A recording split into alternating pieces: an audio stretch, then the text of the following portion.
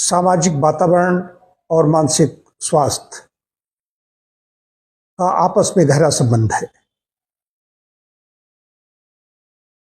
हमारा जन्म होता है, किस परिवार में हुआ, वहाँ का आसपास का वातावरण कैसा है,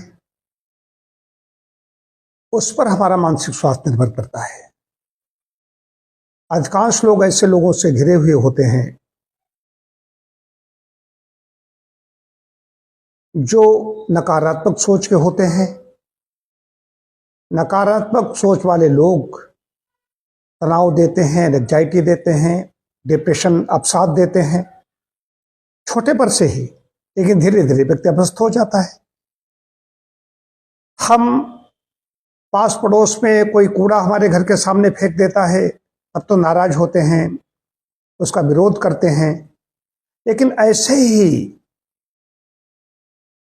ही हम बैठते हैं, मैं अपनी बात कर रहा हूं, यहाँ पे बैठता हूं, कायाकल्प में बैठता हूं, यज्ञशाला में हवन करके बैठे हैं या यहाँ पर बैठे हुए हैं, ऐसे लोग आ जाते हैं हमारे आसपास के लोग, इनका वैसे तो ऊर्जा का क्षरण करते करते हैं ऐसे लोग, मैं जानता हूं, उनकी उपेक्षा करने के लिए दर्शन कहता है उपेक्षा करनी चाहिए, लेकिन फिर भी आते हैं, वो अपनी समझ में अच्छी बात करते हैं, लेकिन ऊर्जा का क्षय होना शुरू हो जाता है।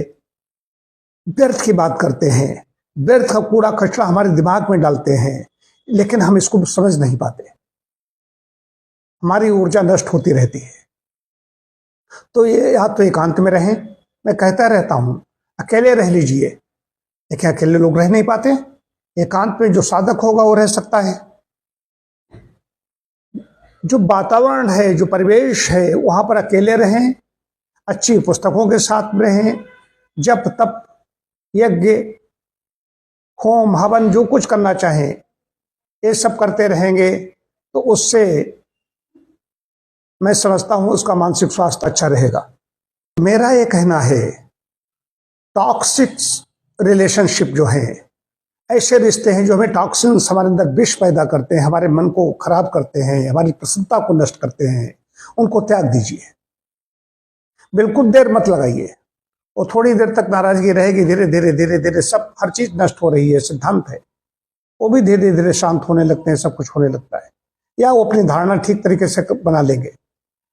जो पॉजिटिव सोच के व्यक्ति हैं उनसे संबंध रखिए, वहां पर ऐसे खतरनाक हार्मोन हमारे दिमाग में डेवलप होने लगते हैं। जो टॉक्सिक रिलेशन है वो बहुत घातक होते हैं, और जहां पर पॉजिटिविटी है वहां पर ऐसे प्रसन्नता पैदा करने वाले हार्मोन, हैप्पी केमिकल्स का निर्माण होता है, जिनसे हमें प्रसन्नता मिलती है और हम आनंदित होते हैं। लेकिन किसी भी परिस्थिति में मैं कहना चाहता हूं कि चाहे पॉजिटिव हो नेगेटिव हो, ऐसे लोगों को दूरी भी रखिए। हम दूरी नहीं रखते, कई बार उन बातों को भी हम सोचते रहते हैं, मैं भी उसमें शामिल हूं। तो उससे बचने के लिए है कि हमें अच्छा साहित्य पढ़ना है, ऋषियों मुनियों की चर्चा करनी है, सत्संग करना है, अपने अनुसार अपने जो भी 2 4 6 8 ऐसे लोग हैं जो आपके विचार के हैं, आपके मनोनुकूल हैं, उनके साथ किसी विषय पर चर्चा कीजिए, उनके साथ रहिए। प्रसन्नता उनके साथ में आपको भी मिलेगी, आपके द्वारा उनको मिलेगी।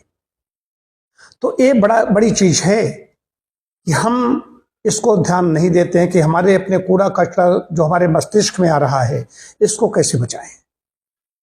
हम भी उसमें शामिल हो जाते हैं। ऐसे बैठा हुआ हूं, आज वायुमंडल में ठंडक हो गई, बादल है, कल तेज आंधी आई, पानी आया, अब कोई आएगा, आज तो बड़ी ठंड है, आज तो बादल हो गया है, अब लगता है धूप आज नहीं निकलेगी।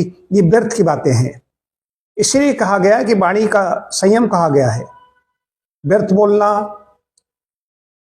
चुगलखोरी करना, झूठ बोलना, ये सब ऐसे हैं, ये दोष हैं, ये सब चीजें हमारे अंदर आती रहती हैं। इसलिए एकांत तलाशिए, एकांत पे आनंदित होइए, या तो ऐसे लोगों के साथ में रहिए जिनकी पॉजिटिव सोच है, या फिर अकेले रहिए और अच्छे ऋषि मुनियों की पुस्तकें पढ़िए, साहित्य पढ़िए, वैदिक साहित्य पढ़िए, उससे आपको सुख मिलेगा और आनंद मिलेगा।